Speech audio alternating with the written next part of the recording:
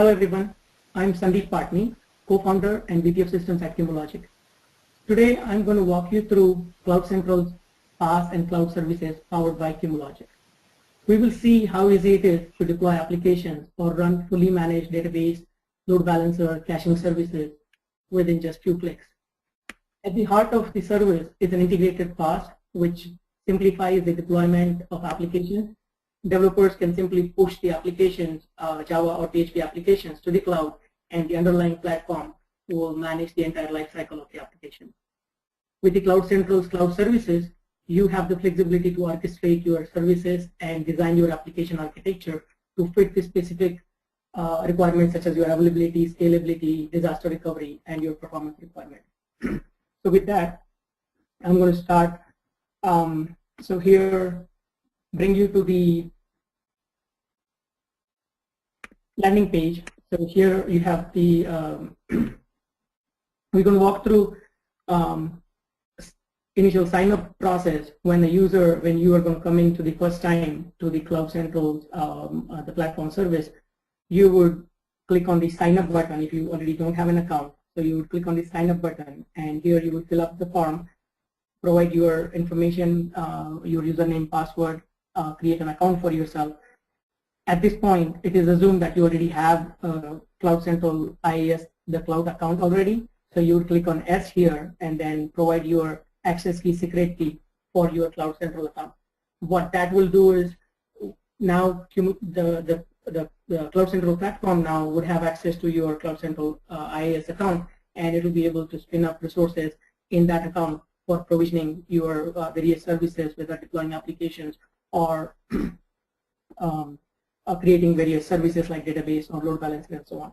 So once you fill up this form, so for the purpose of this demo, I have created an account already. So once you sign up here, you would get a validation email. You would click on that email and confirm that that's you and not some robot created an account. So once you validate that properly, then your account is ready for access.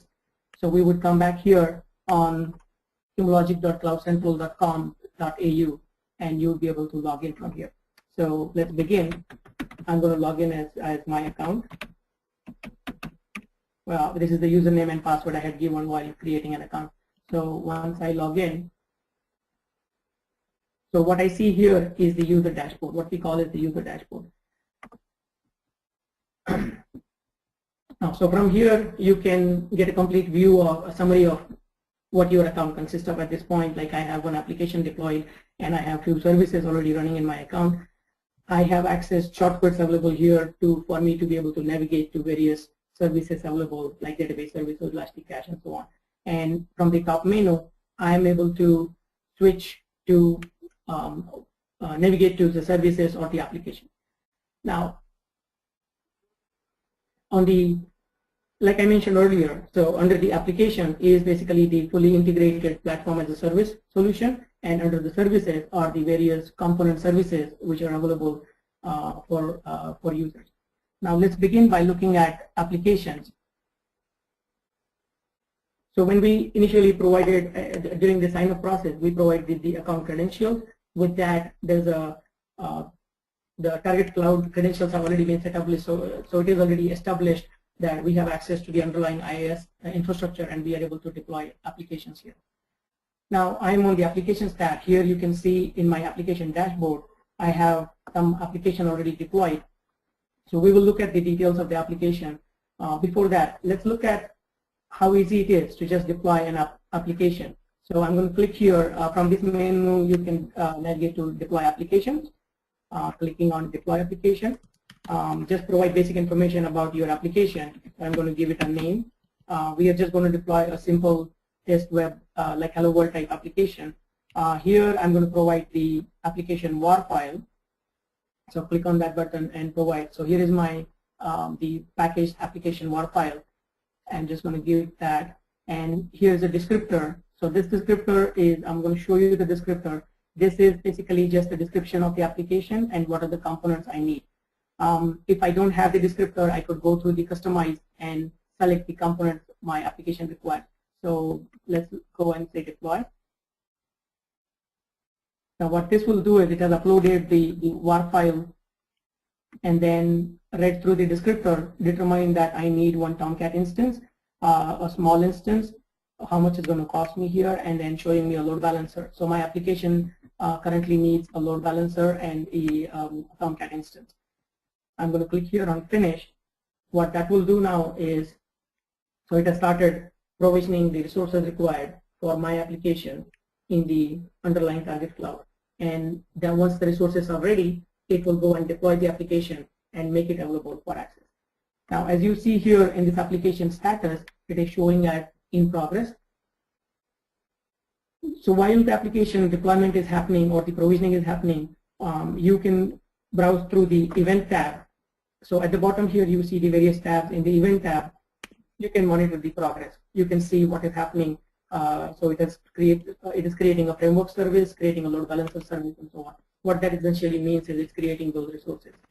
Also, we have a little more detailed events available within the individual tabs available. For example, in the frameworks, I can click on show events, and that will tell me what is happening on while it's creating that Tomcat instance. So we can monitor this. So once these the service underlying services are provisioned and ready for service, it will deploy the application. And under the apps tab here, we will see the application URL become available for your access. So while this application is getting deployed, let's take a look at the application which we have previously deployed and which is already available for us. So this is the application which is available. Once the application is deployed, the status is showing green here. And in the actions, there will be actions available such as undeploying the application or configure the domain and so on. In the bottom tab here, you see that I have details of the application where it will tell me during the provisioning, for example, we have selected what was the name of the application, what framework it is using, and what cloud it is running on, how many nodes, and so on. Now, in the various detailed other tabs here, you will see that in frameworks, I see that I have Tomcat, I have deployed this application on Tomcat, and under the actions, if there are any actions available for showing the events, modifying the currently deployed application, that's available here. So for this application, I have load balancer already provisioned. Similarly, I have the details of that. Under the host details, I will get the details of IP address and the information about what service type it is in use for that given application. Under the events tab, like we saw there, we will see the details of everything that happened throughout the right from the application deployment started until now, and then you will see that if there is any events that happen further from here, they will be listed here and you will be able to see them. Under the applications tab here, like we saw, I mentioned to you earlier, so this is where the actual application is made available. So this URL, this is the clickable URL available for me for my deployed application. I click on it, and I can see that application. This is the live application here available and already deployed. Now similarly, I have under the monitoring tab, I have all the monitoring data available for this application. Now once the application is deployed, along with the underlying resources when they are created, there are health agents and the monitoring agents deployed. They are continuously monitoring the system, collecting the performance metrics and submitting the data to the server. So that is being plotted here. So we can see various metrics that are available, and we can drill down into any of these by just clicking on this lens here, and then I can look at if there are more than one nodes, they will be listed here in different colors, and I could switch off or switch on one of them. Or if I wanted to zoom at particular time interval, I could just click on that and look at what's happening. If I was debugging a performance problem, that would be helpful for me to look at that. Like this, I mentioned this application is using a Tomcat instance and a load balancer. So for looking at the data for load balancer, I'll just click on the load balancer from here and look at the data for load balancer. Now, other than the monitoring, you see here there are two other tabs. One is the access group. So this access group is showing me what, so you would see in the services screen when we go there, you can fine tune who has access to your application. So for example, I have this framework service which is created, which ports are open, so you can granularly control access to specified IP range or specific port from here. You can add, if you wanted to open up certain ports for your application and so on your load balancer, if you wanted to give access to, if it's a private application, for example, and you wanted to give access to only certain user group, you could just give that IP range here and be able to control the access. So that basically will take care of your security on your application. You'll be able to manage that from here. Under the logs, you can see the application log details. You would see the last 500 lines of the log here, and you'd be able to download the log file if you wanted to take that out and analyze further, or you'll be able to read it on screen and refresh the log when you're doing something. So this is specifically useful when you are doing some application migration or making some update to the application. You can look in the log if there is something happening within the application. So like here, for example, when I just did that, created the database and populated values, you could see that all these entries got made here. So I know what happened with my application, and I can look at that from here. I could pretty much download this log if I needed to take this outside the system and analyze it there.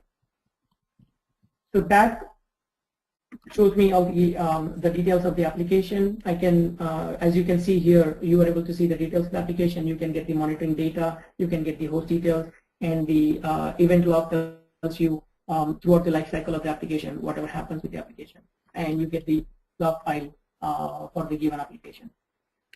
Now, once we deployed an application, so you saw that we went through adding the WAR file and hitting the deploy on the application. Now, once you have done that one time, application gets added to what we call the application repository. So this is almost like your own application store. So you have so 2 applications which I have deployed are available here for me. And if I want to deploy another instance of this application, all I can do is I could just say deploy, and it is just ready to deploy in one click. I could just say click on that and deploy the application. So you saw we talked about the application descriptor when we create the application. So I'm just going to show you briefly that application descriptor and talk about that. So here, when we deployed the application test web, this is a simple XML file. You can create that. A sample file is available in our user guide. You could download from there and just fill up the information about. So you can see here I have the application name, the WAR file name, and the framework information. So for example, I need a Tomcat, and I have how many nodes I need, if I need a load balancer, and so on. So I would define all these components of the application and then provide that file. If I don't have that, I could pretty much go and say, if I don't create that file, I would go and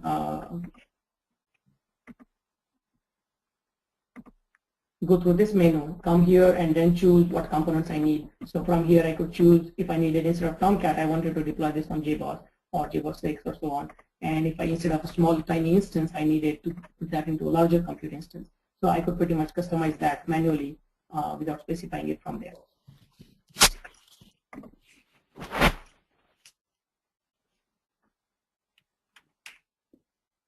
So while this application is getting deployed, we will go back to the go to the other screen and see what's happening so far here. Let's go take a look. The instance creation is still in progress, and the load balancer is ready right now. The framework, the Tomcat instance is getting ready. So once that is ready, as I mentioned earlier, the application will get deployed.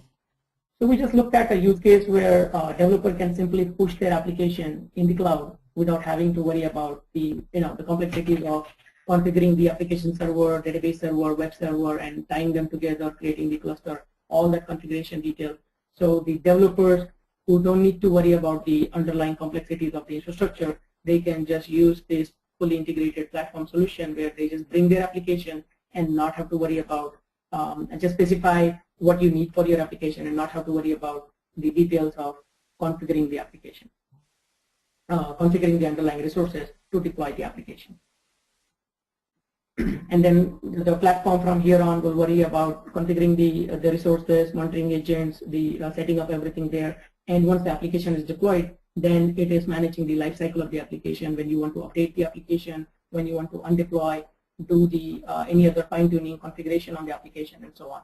So that all is handled by the platform, and the developer doesn't have to worry about it. So now let's take a look at the power user. So these developers we talked about where they don't need to worry about the underlying infrastructure, but then there is other set of developer users who are more in tune with their infrastructure needs, and then they would want to fine tune their application. So let's look at the, we'll walk through the services and see how you can create. Here you saw that when I wanted to deploy an application, I created a Tomcat and a load balancer, and I just let the system create it for me. Whereas we also have the modular services available where you can create these individual components and then tie them together, configure them manually, and have more fine-tuning control in terms of your performance and others. So from here, you can click on the services like I mentioned, and we go to services. So from here, you would see that we have out of the box currently, we have 4 services available: database as a service, load balancer as a service, framework, and elastic cache. As more services become available, they will get added here, and you will see the slew of menus here. So let's walk through database as a service. What database as a service provides you here is fully managed Amazon compatible, Amazon RDS compatible database as a service. Currently, we support MySQL and MongoDB and MySQL cluster as engines. Let's look through launching an instance, and then we will come to talking about all the actions available and the management control you have on your database as a service. So click on the launch instance. So from the screen, you just fill out this information, give it a name. So let's call it MySQL, and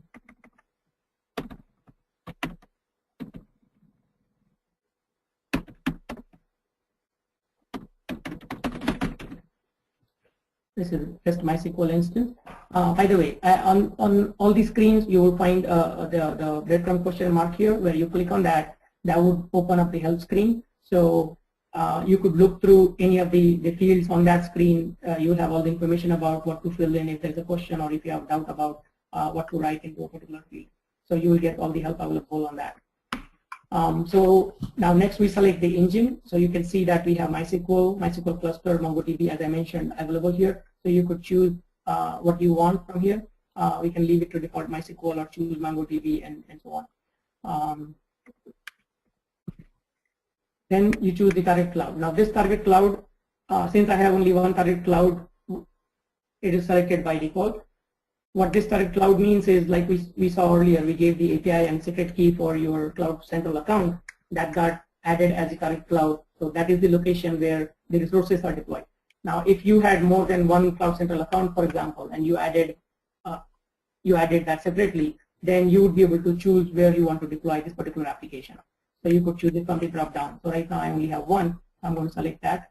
Availability zone, currently there's only one availability zone, so that's by default selected. Now instance type, I could choose what size instance I want. So for example, I have tiny, small, medium, compute, regular, and extra large, and so on. So let's select small. This is just a tag for your service instance. So this is what identifier for you to see whether it's a development or production or testing instance. So let's call it development at this point. Access group is created by default for that, and you can fine tune it as you want. Number of nodes. So this is a MySQL standalone instance we selected. So the number of nodes is only 1. You cannot increase that. But if I were to select the MySQL cluster, for example, I can get, by default it starts with 3 nodes, and I could increase the number of nodes I want on that service. Or if I were to choose MongoDB, for example, then I could go and select a number of nodes on that. Then at the bottom section, I will give the database configuration. So I give just a name for example database to be created. I'm going to call it demo1, a username and a password. And then I choose the port number where I want to run MySQL. So I'll leave it default at this point. Now on this, once I click on next, I see the next screen where I'm selecting performance group. Let's talk about that when we talk about the parameter groups. So I'm just going to select, I have created one already. I'm going to select that, and we'll talk about the details of that shortly. In the storage and backup, I need to provide what should be my database size. So I'm going to favor 10 GB to start with on my database. In the backup options, if I give no preference, the default backup settings will apply. That will be once a day backup and default retention time. But if I wanted to change that particularly, so I could just click here and say how much retention I want. So for example, I want my backup to be retained for 5 days. And when do I want my backup to start? So for example, instead of midnight, I want it to start at 1 a.m. and so on. Similarly, at the next screen, we have the maintenance and updates. So here you see a checkbox that once you check this on, that means any of the updates or security fixes coming in for that MySQL we have selected in this case would be automatically applied during the maintenance window for that service. If you uncheck that, that would mean that the patches are not applied. So you would be responsible for updating your service whenever there is bug fixes coming in. So let's keep that checked in. And maintenance window, you could leave it as the default, or you can choose similarly that I want my maintenance to start on, let's say, on Saturday at midnight or something. And I click on finish. Now that will start launching a database service like we saw in the application tab. So the database service is getting created. Similarly, in the details tab, you see all the details we selected during the provisioning of that service. And in the events tab, we would see that the instance creation has started, and now it will go create the MySQL, create an virtual machine in the underlying cloud, and then create the storage, create the MySQL server, create that database for us, and finally give us the access to that database. Once the service turns green, you would see that access details will pop up here with the details. The monitoring data will start showing up. So while this service is getting created, let's take a look at the MySQL instance which I have already created before the demo.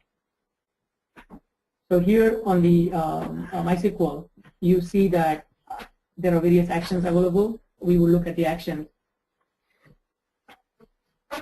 So the actions available are, we have create read replica. So that is basically if I wanted to add. So this is, as you know, that we have started that as a standalone MySQL, and if we wanted to add more read capacity as we ran out of capacity, so we could add a read replica node and then use that for reporting or the backup or the other purposes on your application based on your application requirement. You can do a restart of the database. You can clone. So we went through launching an instance. Now, if I want to make another copy of this database, I could just clone this database from here and create a copy of that database. Or I could terminate that. When I'm done with using this database, I could terminate. What that will do is it will terminate the MySQL service from here and clean up the resources from the underlying target cloud so that you are not getting billed for it when you're done with it. In the modify section, the one we talked about, so we will come back to modify once we talk about the parameter group. So in the modify section is you would be able to modify what you want, if you wanted to change any backup settings, or you wanted, if you modified any performance parameters for the given database, then you would be able to change that. The other things you see here is creating a snapshot. So on your database, there's a default snapshot being taken on the default. If you have not selected it differently, then the default frequency is once a day. If you wanted to take a specific snapshot at any point of time, you could pretty much click on create snapshot and then create a snapshot of that database. So for example, I'll just go here and say create a snapshot of my database right now. So specifically when you are working on let's say making a big application change or doing some migration, it would be useful for you to keep a snapshot of your current database so that if something were to go wrong with your application, you have backup of your database and you would be able to restore it from that instead of going to the last known backup and so on. So you see here now I have created a snapshot. From this snapshot, I could pretty much go and say restore this from this snapshot, create another database for me, or just delete this snapshot. I don't need it anymore, and so on. So from here, we saw the snapshot. So another action which is available here. So now once you have taken a snapshot, or let's say that something has gone wrong with your database and you want it to be restored at some known point in state before, so we could just say point in time restore here, select the particular instance, and then select the instance type where I want to restore this database to. So for example, if I have a current database running and I wanted to see restore it from what the state of that database as of last night, I could just specify that time from latest backup or restore up to a specific time window, I could choose that and then say that restore it. So once that database is restored, I will have a state of that database available as of last night, and I will be able to compare and fix anything if I needed to do. In the bottom tab here, you see the details of the event like we saw. The events tab shows you the events. In the monitoring, we have the monitoring data for the database. The performance data is available, and similarly, you'll be able to zoom into any database, any parameters here to see more details of that. In the access details tab, we see, like I mentioned earlier, when the database is finally created, you have access to that database from outside. Now, I have this IP address of the database, port number, a username, and the password, which is hidden right now. So if I do that, I can see the password. Now, I can take this credential and from outside where my application is running, for example, I have this application running outside the cloud somewhere, I could pretty much point this application to that database with the credentials which are available to me and use that standalone database as a service from the cloud and be able to use that, not having to deploy application here, but use that database as a service from there. Or connect to this database directly from your IDE or something where you'd be able to manage the database, take a dump of the database, modify content of your application data and so on. So you would have full access to your database. Let's take a look at, so while this database is still getting provisioned, let's see how far it has come. So it is in the configuration. So let's take a look at the parameter group in the meantime. So in the parameter group here on the left-hand side under the services, you will see these various submenus where you can navigate to. Now, from the parameter group, we have provided all the standard tunable parameters for users to be able to fine-tune the database for their application as specific application requirement. So you can make a copy of any of these parameter lists. For example, I make a copy of MongoDB.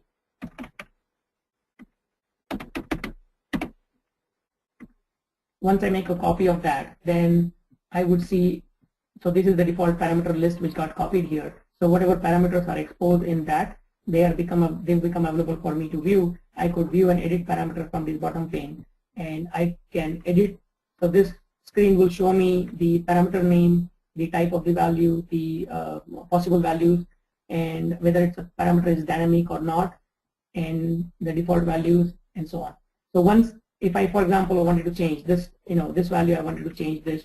So by default, the default value is true, but if I wanted to change this and I save it, now when I create a new database instance using this parameter group, that would, whatever settings I have done in terms of my fine tuning, that would get applied to that database. So take a look at the similar thing is available for MySQL. We have exposed the standard tuning parameters which you would need to fine tune for your application, and we are continuously adding more parameters to this list. So you would see here, for example, your key buffer size, max connections, and so on. That will show you if the parameter is dynamic, if it is, what's the default value, what are the possible values, and so on. And you could pretty much tweak that to say I want 200 connections instead of 100, and so on. Once I fine tune that, then I can go back to my provisioned database instance and I say modify. So let's say that now you saw that we changed that from max connections from 100 to 200, and I have this parameter group. If I created another one, I could apply that one. So since we have applied this parameter group, I could say that. If I wanted to change any other backup options, I could change it from here. Now, there are two options here. I can apply these changes right now, or I could just modify this and let the changes get applied during the maintenance window.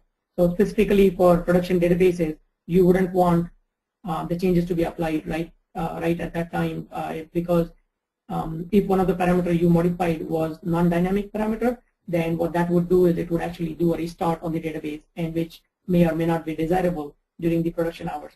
So we could just say, since we modified only max connection, which is a dynamic parameter, we are going to say apply now, and that would just get the setting applied to that database. You can see now it's in progress, and it will modify that database, and database is accessible with the modified setting. So similarly, we have access group. So access group is what we saw in the application screen earlier. Similar concept here. We have the specific, you can see the details, what ports are open for this access group. You can pretty much edit this access group and say add more port, add a particular port number to be opened. For example, if I wanted to open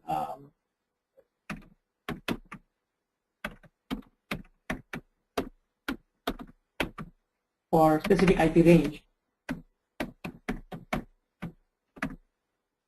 then I could just put those values and then say apply, and that would just apply for that port number. It will just get applied to that particular port number. So this is how you'll be able to control the security for your database. We saw from the parameter groups, you could fine tune your database for your performance requirements. From the read replicas, you are able to create replication on your database and add more capacity, so scale the databases up. From the snapshot, you are able to take the backup, and so you are protected in terms of your backup recovery for your databases. So that's in a nutshell, database as a service, fully managed and configurable for your application requirement. Now you can see, similar to the database service, the other services we talked about, pretty much the flow is similar. You're able to launch a service, you fill up the standard form for launching a service. The parameter groups are available, and access group control is available for each of these services. So you would see in the I have a load balancer service which is launched here currently. I have actions available here to add an application. So what load balancer here is doing, we're supporting a Nginx load balancer at this point, and the other load balancer, NetScaler and others are getting added towards the later part of the year. So using the Nginx load balancer, you would be able to manage applications or web servers outside of this Cloud Central deployment, or the ones which are deployed within Cloud Central. So you'll be able to scale, automatically get this the load balancer configured and load balance between the applications. So from here, you're able to add applications, enable SSL. So once you have your application managed from the load balancer, you can configure the SSL termination on that load balancer. So to enable SSL, you will just fill out the form. If you wanted to just do anonymous SSL, you could just click that. Or if you already have certificate, you could just click on that and upload your certificate from here. If you are first time creating that, so you would want to just fill up the information and generate the CSR, download the CSR and the key files, get that signed from your authority, and then bring the certificate back, go back here and click on Have Certificate to apply that certificate. So you'd be able to configure that. Now, in addition to doing that, you'd be able to also configure the DNS domain name. So once we have the load balancer available, so for example, we have the access details available for that load balancer, you can pretty much configure that as particular domain name for your application name.com, for example, and that domain name is registered. You would update the DNS A record in your DNS, and then come and that provide the DNS name. So load balancer is configured with that reconfigured for the given domain.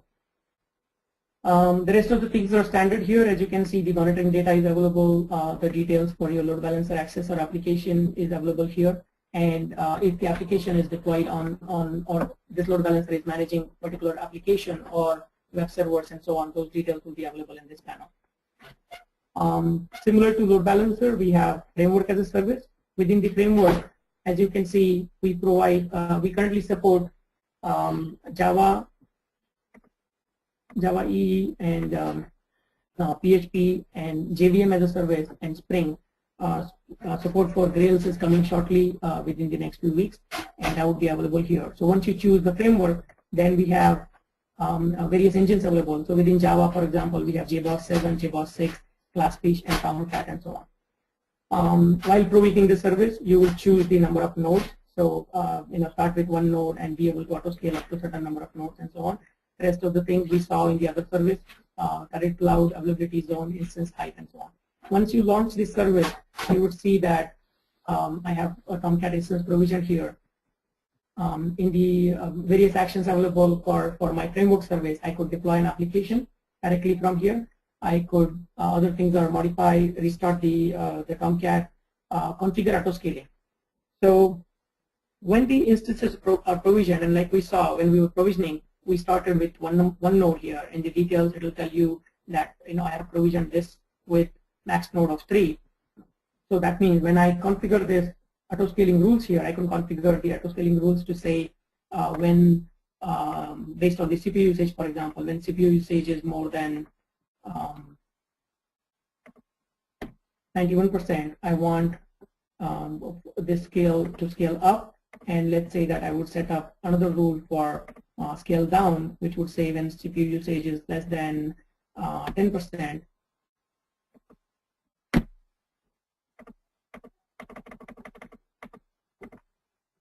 scale down. So what this would do now is when I have applications deployed on that Tomcat instance and my CPU usage reaches 91%, alert will be generated by the monitoring agent and sent to the platform controller, and that will trigger in motion the scale up procedure. It will add more capacity to the node and then automatically update, deploy the applications and make them configure them as a cluster. When let's say that the application load has subsided and then it has gone down, when both the nodes are running at below 10% threshold, then it will recognize that and scale down alert will be generated, and the additional resources which were started, those will be taken out. So let's apply this.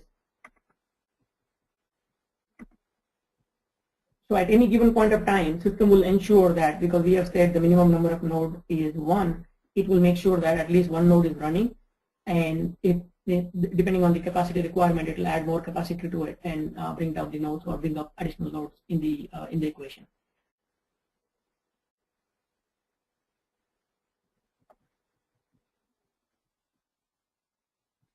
So when application is deployed on this, the application URL would become available. But in the services section, you would see that when you deploy the application, you would have to specifically go into load balancer and configure these instances to take care of the load balancing for that given application. Now the last service here I have is Memcache. So it's Elastic Cache service, which is based on Memcache. So caching is an important component of your of any web application. So using this, you could spin up Memcache instances and attach them to your database or your application instance and get that additional performance as you need on your application. So my demo ends here. Thank you, everyone. At this point, I would like to hand over to Chris for his closing comments, and then open up for question answer. Chris, back to you.